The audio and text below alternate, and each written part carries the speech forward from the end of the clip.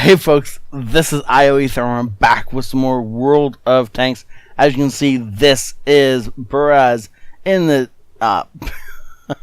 Progetto 46. I don't know why I almost said P something. And I don't know why my mouse caught on the desk, but apparently it did. Oh, look at that. Those are marks of excellence. Those beautiful 3 marks of excellence on this thing. Means this guy is an ace. And he's a star. And wait, is that a dead cow? Who straps a dead cow to their tank? Okay, well, I mean, it is a Progetto and a tier 10 game.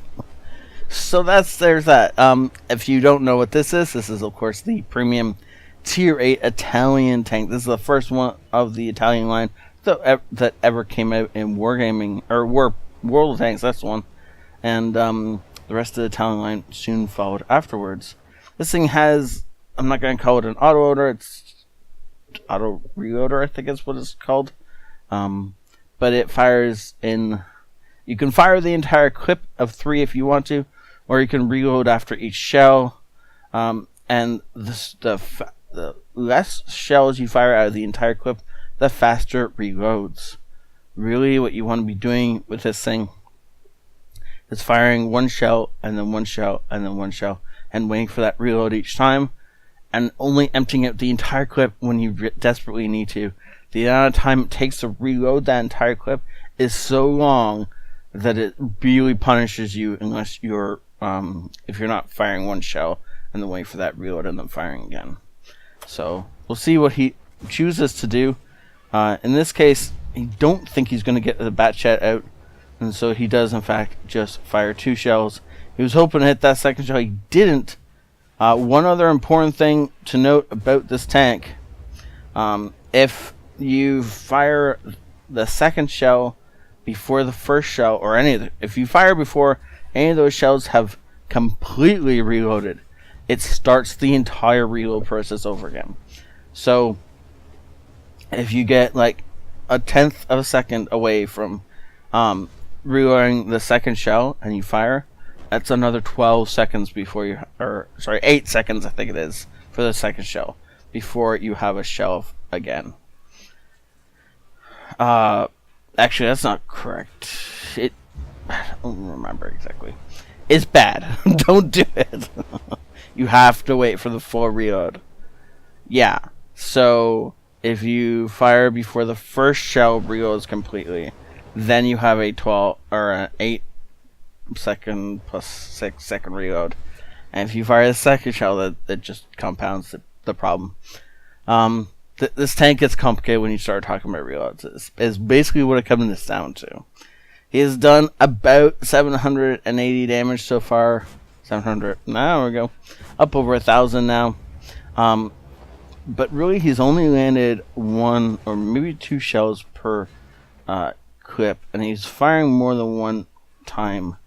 As much as that, if he's landing all those shells, it's great. If he's not landing those shells, however, it becomes an issue. Nice job firing at the Centurion. He was gonna only track him. I'm fairly certain that was his intention, was to track him. He did get the bonus of the fire that meant he didn't have to waste another shell for 55 damage. The other thing you got to remember is right now he is really being cautious. He's in a tier 10 game. There are many, many tanks on this battlefield that can nom him alive and don't need to wait to get close to him to do some serious damage to him. So he really does need to remain unspotted, or at least away from the action, until such time as he can get the drop on somebody, or he can put the entire clip to use and just take somebody out of the game. And he's moving forward now. He's looking for this the patent that was here, or maybe something else that's over here in this dip. Looks like the patent is gone, and he is free range to come up around here and help out this 5100. 5100 is a great tank as far as the fact that it can unload an entire clip pretty quickly and do some serious damage. Unfortunately, after it's reloaded, it is useless for an extended period of time, and so his partner is pretty much useless. I don't remember how long he was useful for. I know it said reloading at some point. There we go, 19 seconds, and that was a little while ago, so he is most likely reloaded now. He's acting aggressive. So one of the best tidbits of information I've ever figured out and heard about, or I don't remember how I learned it. When you're using an autoloader, always act as if you loaded. I don't care if you're reloading. I don't care if you literally just started reloading. I don't care what's going on. I don't care if you're incorrect. Whatever. Always act like you got 4 in the barrel, ready to go. You know, like you have full clip and you're ready to unload it. So many times, especially in pubs. In Clan Wars, it's going to be a little different. In Clan Wars, people are going to suicide or charge you based on other things. They're going to be counting your shells, so you're going to have to figure some way around that. But in pubs, autoloaders are treated as always being loaded, and so people will hold back. They'll wait for you. And I've more than once I've had my batch out entirely reload a clip because I've been playing semi-aggressively enough not to get shot, but like I'm always looking for the shot, and people will pull back and wait, and they'll be like, I don't know, is he loaded? He acts like he's loaded. And by doing that, it gives you enough time to get loaded, and then you can punish them, especially when they finally decide, nope, he must not be loaded, and then they charge you, and by that time you have actually reloaded because they've given you enough time to reload. And it happens more often than you might think. I don't like him knocking the trees down because, of course, those can be spotted. And whereas he may not have been, those trees coming down would have given him his position away. As it turns out, they didn't, and the I-7 was not looking for him. He does get, the one shot. Nice job. Oh, yeah, come on, just finish him off. Nope. Unfortunately, not able to. He's able just to get the last shot in. Nope. Unfortunately, unloads his entire clip. Is not able to finish off the I-7.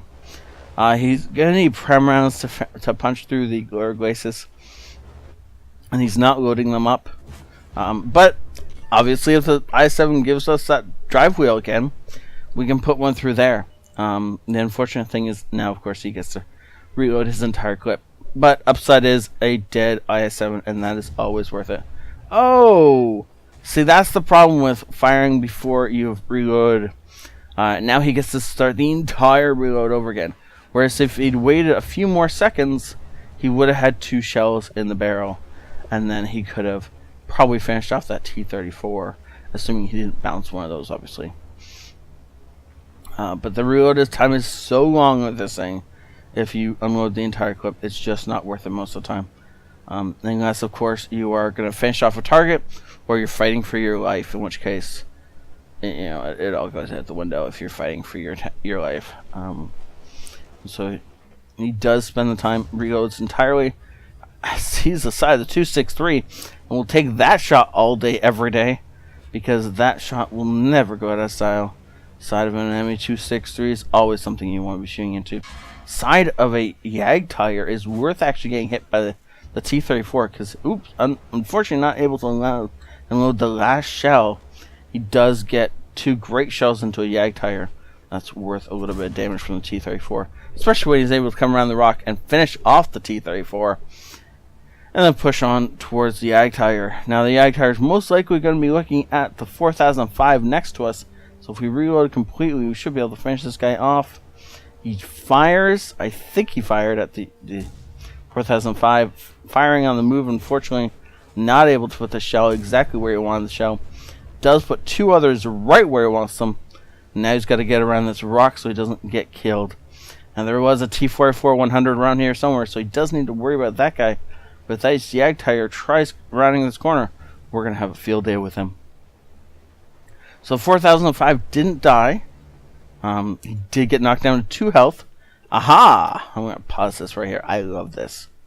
So you can see that, yes, the YAG tire can see him. But actually, the only thing that YAG tire can see is the outside of our drive wheel. And because he's got a repair kit right now, if that ioEther takes this bait, blows his track off, then he's just going to immediately fix it, pop around the corner, and finish the ioEther off. And that's what he's really hoping this ioEther does. He really wants this guy to shoot outside of his track him in place so he can repair it and jump over there and kill him. Let's see if the ioEther takes the bait. He does. He immediately fixes it, pops around the corner, nicely aimed shot, and takes this guy out of the game. Well done. That was a beautiful setup. I love that trap. Well laid and well executed.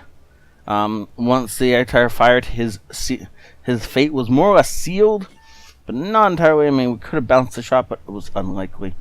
Looking for the T-44-100. Doesn't really want to go around the corner on this guy. He was hoping the guy would come around the corner on him.